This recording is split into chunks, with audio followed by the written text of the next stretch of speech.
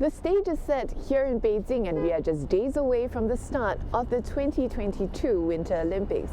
This edition different from the Summer Games that was held here in the capital 14 years ago, the cloud of COVID-19 overshadowing no less. But how is this affecting elite athletes competing in a restrictive environment? We also take a look back at the last edition of the Winter Olympics held in Pyeongchang, South Korea. The year was 2015, when Beijing celebrated their winning bid to host the 2022 Winter Olympics. Now 7 years on, we are just days away from the start of what will make Beijing the only city in the world to host both the summer and winter editions of the Olympics.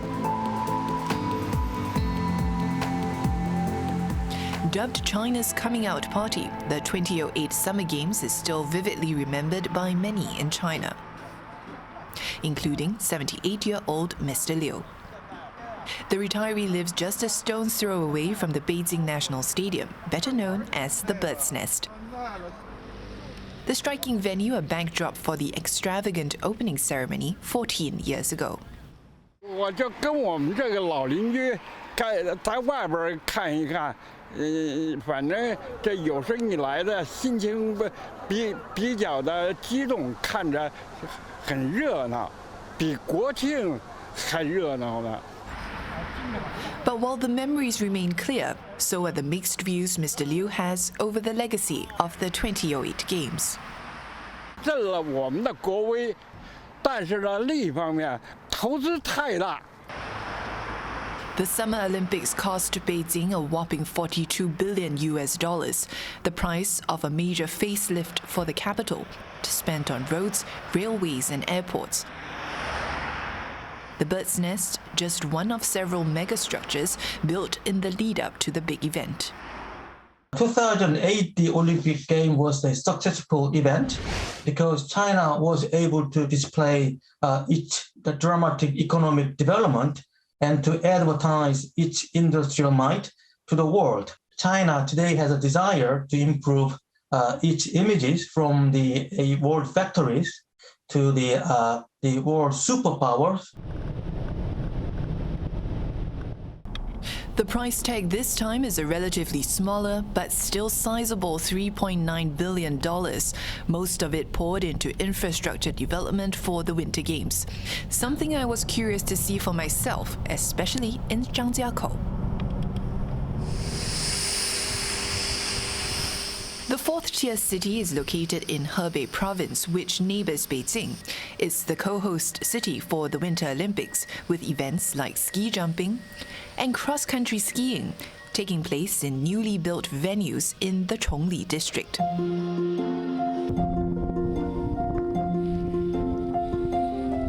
Once an underdeveloped mountainous area, the district has also been transformed into a winter sports destination. Many visitors are like 38-year-old Lai Haier, who drive from Beijing to Chongli every week to hit the slopes in the winter season. She picked up snowboarding 3 years ago, and it's since become a family affair. 越来越完善了，越来越好了，而且路也越来越通了嘛。现在我的孩子也是在开始学滑板，滑雪，所以从下一代来讲，也是希望这个运动能一直持久下去，最主要是。 不要那种肉劲儿，过了就过了。 China says it has met its target of getting 300 million people involved in winter sports ahead of the Olympics. Its winter sports industry has also hit close to $82 billion, 4 times the figure in 2013. Evidence of its appeal to a growing and increasingly affluent middle class since 2008. The winter sports industry is very important to China because it is kind of an area of national pride. China has not traditionally been very strong at the Winter Olympics compared to its performance in the Summer Olympics, and I think that it's a chance for China to really prove that it really can compete. But not all things have gone according to plan. When Beijing was announced as the host city for the 2022 Winter Olympics and Zhangjiakou, where we are, as the co-host venue, it was a vastly different China, or for that matter, world back then. Now, 7 years on, China is grappling with an ongoing COVID-19 pandemic, as well as mounting scrutiny from the international community. Chinese authorities have been on high alert to make sure the games go off without a hitch, and it says COVID-19 prevention measures have added to the cost of staging the games. Athletes kept in a closed-loop environment away from the community. No fans from overseas are being allowed in, and planned ticket sales to locals have been cancelled amid a recent flare-up in COVID-19 cases in the country. It's tough to compete in an empty, cavernous, arena, for instance, and so that also will diminish the goals that China had hoped to achieve by, wanting to host this big mega event with full of fans and spectators from all over the world cheering on athletes, and that's not going to be the visual that the world sees through the television. Former China correspondent Beijing recalls that ensuring a smooth running of the games was also key in 2008, while a US-led diplomatic boycott is making headlines this time with accusations of human rights abuses in Xinjiang. China had also faced external pressure in 2008 over its handling of Tibet, as well as Beijing's bad traffic and air quality. The games also taking place just 3 months after the deadly Sichuan earthquake. At that point, we did not know how China could or could not recover from such a massive disaster and hold this wonderful event for the rest of the world. But perhaps it's what happened after the Olympics that's more telling. This amid the Lehman Brothers collapse and its ensuing global financial crisis. China emerging better than other economies. I think that when the games is over, there's a sense that, hey, we have done it, okay. And now looking at the global financial crisis, you guys aren't in such a great shape yourselves. And so, hey, I think it's time for us to not be that insecure. That post-Beijing Olympics assertive China is what we have seen continue all the way up to the present day. 96 meters. Mr. Pei recalls that even if the lead-up had been focused on politics, it was sports that took center stage once the 2008 Games began. And perhaps like 14 years ago, it will take some time after the Games to assess the legacy of the 2022 Winter Olympics and how the China that's presented this time round will be received by the rest of the world through the lens of a pandemic. Next up, we'll explore how US athletes are coping with the mental pressure of training and competing in a tightly managed environment.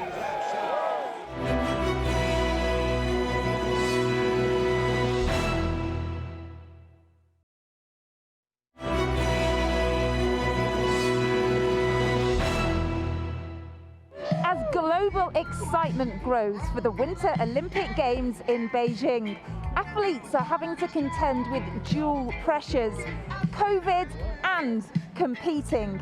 Here at Mammoth Mountain in California, Team USA is set to reveal some of the final places for its team that's going to Beijing. For many, it's the culmination of years of practice and hard work.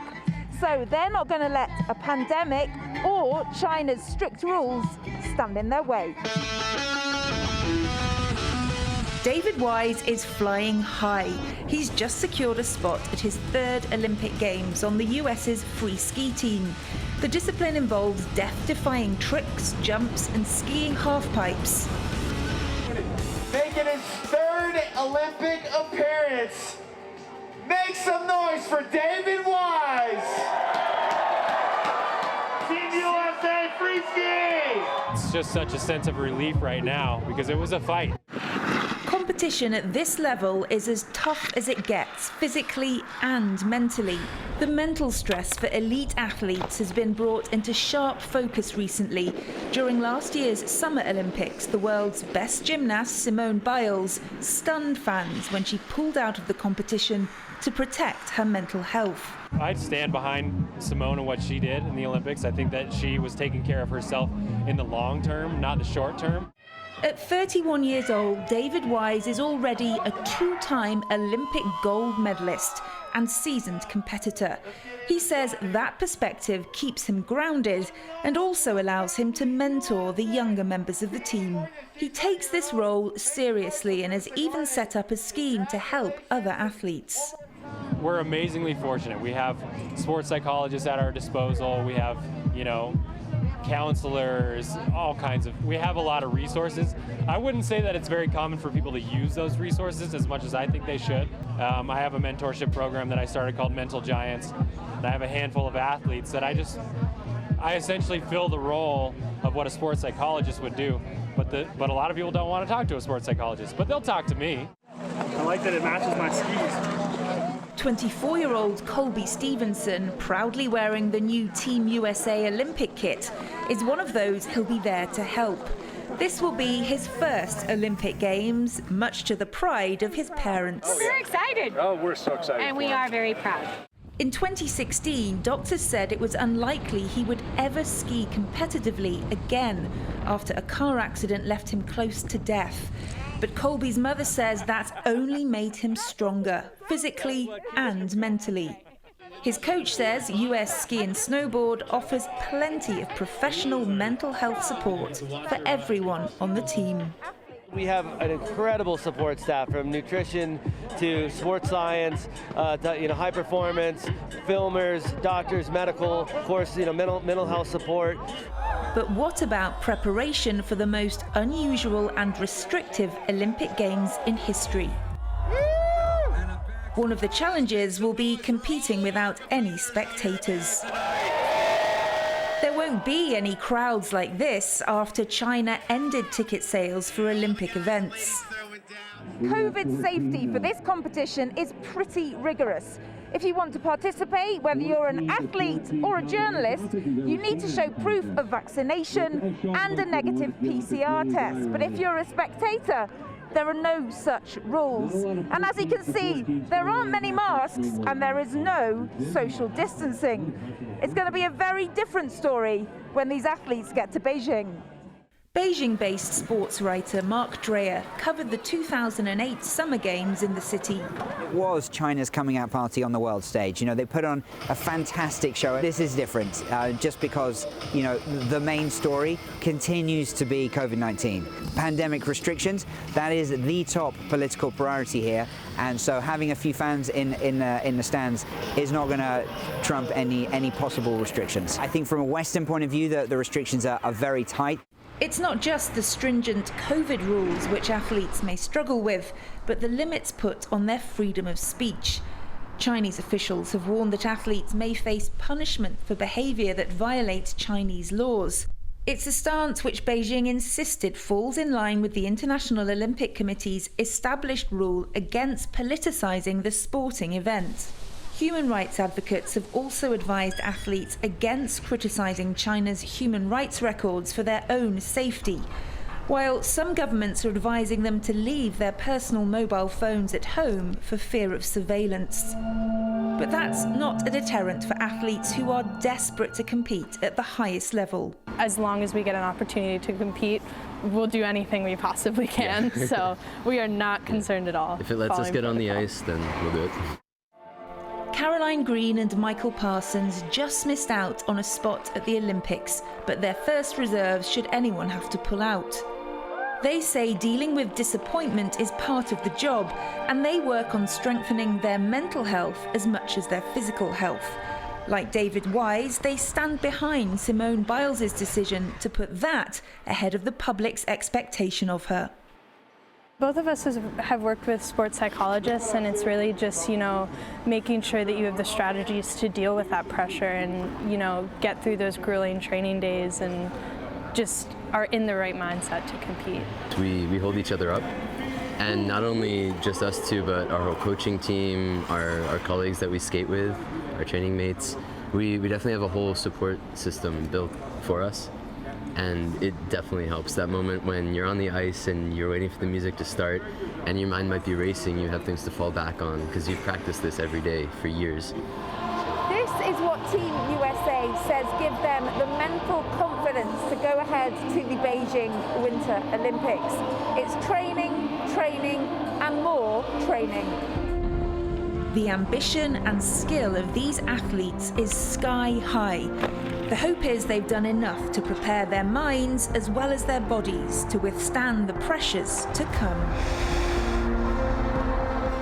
Coming up, we take you back to the 2018 Pyeongchang Winter Olympics in South Korea, where the unified Korea ice hockey team offered a glimpse at potential future reunification.